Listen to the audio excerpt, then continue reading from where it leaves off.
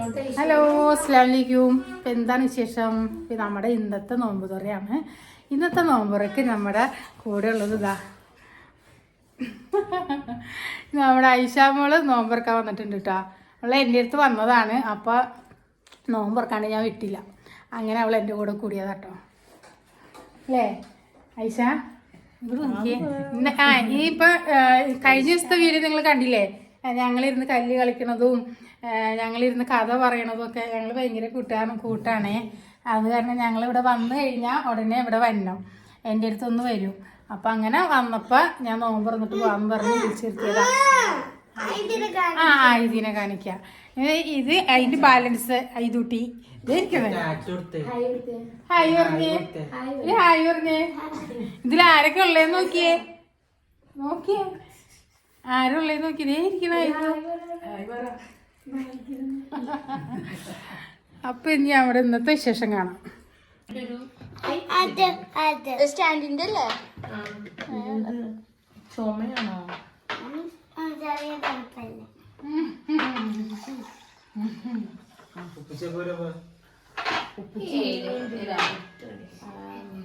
ചിത്രപ്പുഴ പോയതായിരുന്നു. എന്താണ് ടെസ്റ്റ് ചെയ്യാനായിട്ട് പൊല്യൂഷൻ ടെസ്റ്റ് ചെയ്യാൻ അവിടെ വരെ പോണേ. ഇവിടെ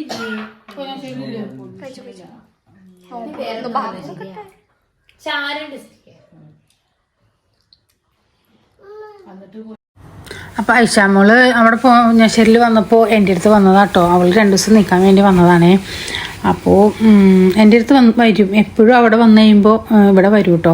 ഇവിടെ വന്ന് കുറച്ച് നേരം നിൽക്കും. അപ്പം അങ്ങനെ വന്നു കഴിഞ്ഞ് പിന്നെ അവൾ നോമ്പറക്കുന്ന സമയമായപ്പോൾ പോകാൻ വേണ്ടി അവളെ കൊണ്ടുപോകാൻ അവളുടെ ഉമ്മി വന്നു കേട്ടോ. അവൾ വന്നു കഴിഞ്ഞപ്പോൾ ഞാൻ പറഞ്ഞു, അവൾ ഇത്രയും നേരം നിന്നിട്ട് ഈ സമയമാകുമ്പോൾ അവൾ പോവുകയല്ലേ, അപ്പോൾ നീയും ഇവിടെ നിൽക്കുക. അപ്പോൾ പിന്നെ ഇത്തായി മാത്രമേ ഉള്ളൂ, ജ്യേഷ്ഠത്തി മാത്രമേ ഉള്ളൂ അവിടെ. ഇക്ക വരുമ്പോൾ ഒരു 8 മണി 7:45 കഴിയും കേട്ടോ കമ്പനിയിൽ നിന്ന് വരുമ്പോൾ. അപ്പോൾ പ്ലൈവുഡ് കമ്പനിയാണേ. അപ്പോൾ കമ്പനിയിൽ നിന്ന് വരുമ്പോൾ അത്രയും സമയമാവും. അപ്പോൾ അതോടൊപ്പം പിന്നെ ഇവർ രണ്ടുപേരും മാത്രമല്ലേ ഉള്ളൂ. അപ്പോൾ ഞാൻ അങ്ങനെ വിളിച്ചതാട്ടോ.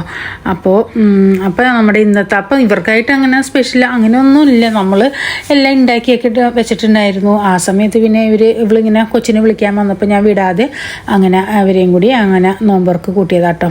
അപ്പോൾ ഉള്ളത് നമ്മൾ നോമ്പറക്കാൻ വെച്ചത് നമ്മളെല്ലാവരും കൂടി ഇരുന്ന് കഴിച്ചു, അത്ര മാത്രം കേട്ടോ. പിന്നെന്താ, അപ്പോൾ ഒരു സന്തോഷമല്ലേ നമ്മൾക്ക്, എല്ലാവരും കൂടി ഉണ്ടാകുമ്പോൾ അത് രസമല്ലേ. പിന്നെ ഇക്ക വരുമ്പോൾ ഞാൻ പറഞ്ഞില്ലേ 7:45 ആയിട്ടോ ഇക്ക വന്നപ്പോൾ.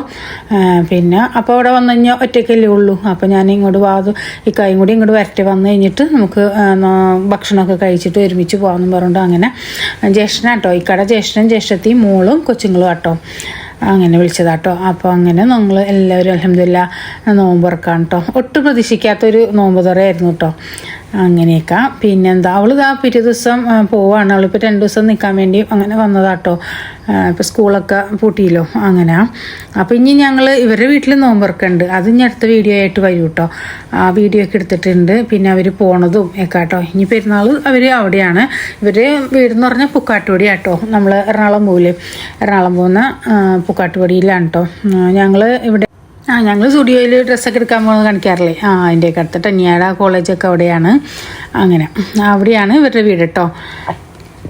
അപ്പോൾ ഇവർ 2 ദിവസം നിൽക്കാൻ വേണ്ടി അങ്ങനെ വന്നതായിരുന്നു. പിന്നെന്താ, നോമ്പറ ഉണ്ടായില്ലോ. അപ്പോൾ നമുക്കിപ്പോൾ അടുപ്പിച്ചടുപ്പിച്ച് നോമ്പറയൊക്കെ ഉണ്ടായില്ലേ അങ്ങനെ. പിന്നെന്താണ് വിശേഷങ്ങൾ, അങ്ങനെയൊക്കെ പോകുന്നു കേട്ടോ. അപ്പോൾ എല്ലാവരും വിശേഷങ്ങൾ എന്തൊക്കെയാണ്? എല്ലാവരും പെരുന്നാളിൻ്റെ ഡ്രസ്സൊക്കെ എടുത്തോ?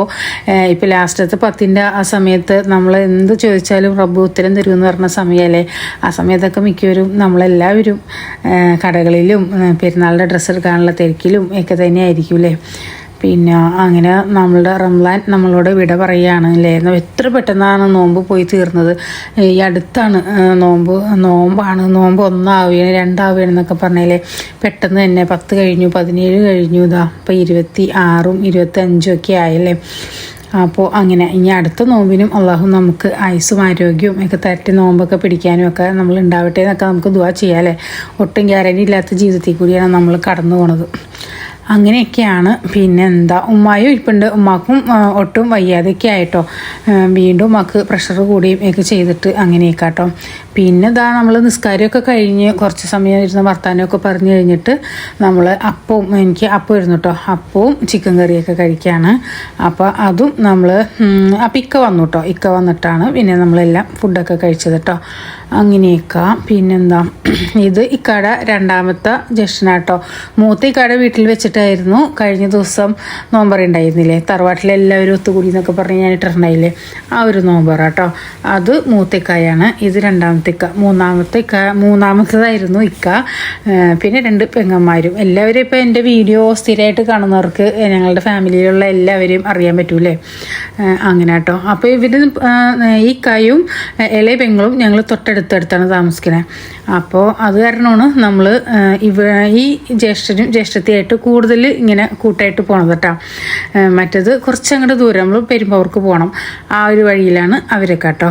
അങ്ങനെ ഫുഡൊക്കെ കഴിച്ചു. ഇതാ ഐഷാമോളൊക്കെ പോവാണ് കേട്ടോ.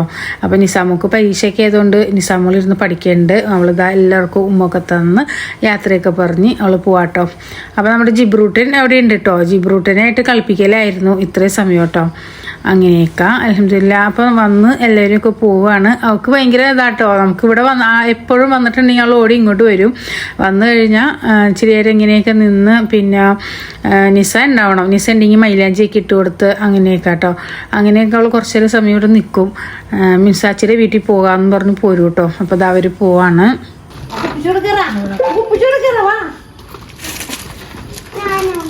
എല്ലാരും വണ്ടി കയറുന്ന എങ്ങനെയാ?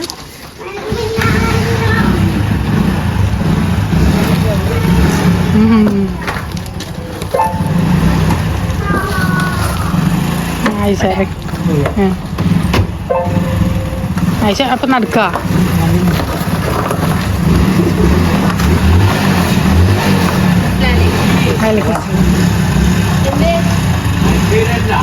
എന്ത്